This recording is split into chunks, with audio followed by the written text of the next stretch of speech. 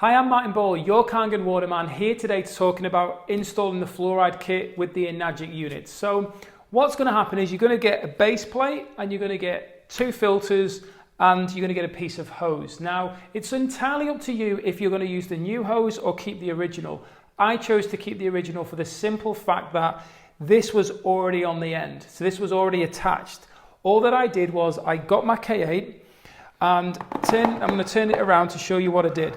I basically got the fluoride filters to where they were going to sit, which was basically here. As you can see, I've got another pipe, which is basically here to show you where they're going to go. And then I went, right, okay, that's how I want them. I want them hidden behind the unit. And I'm going to get this pipe and I'm going to thread it through. So what I did was I had that pipe attached underneath and it was coming out long. So I just put this in place. And then I got it to where I wanted it and I just chopped it. Just got some scissors and chopped it. And then what I did was I just obviously pulled this out and I actually I unscrewed the out and then I pushed it on my own. So I got it in nice and tight.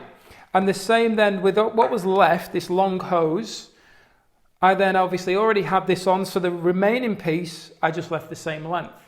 Now then, what's important to understand here is that when Enagic provide the filters, they have a diagram usually that says which one to put in first.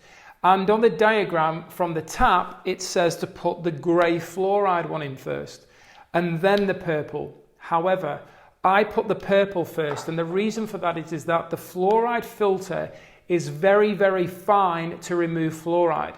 Therefore, if you have it at the front, it will clog up a lot faster than when you have it secondary.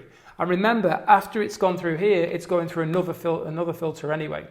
So I found that this has helped preserve the life of the actual fluoride filter, as well as reduce the stress that the water is going to have going directly into the unit.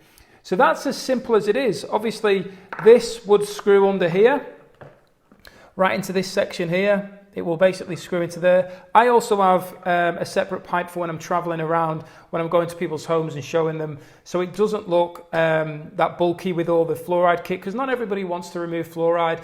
And naturally, a lot of people are looking at it from a visual, what the unit looks like. As we know, this is the exit hose I've just tucked up there, but it basically connects under there. So when it's in place, it sits back here like so. So you don't even see it, and then that connects to the tap. And that's like how easy it is to install your Enagic pre-filter kit, whether that be the fluoride kit or anything else. This is how easy it is. Great benefit. You can travel with it. You can obviously move when you go into a rental. Fantastic little units. Do what they need to do to help you get cleaner and healthier water.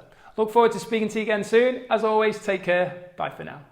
Enjoying my YouTube channel? Please make sure you hit the subscribe button and notification bell to receive further value.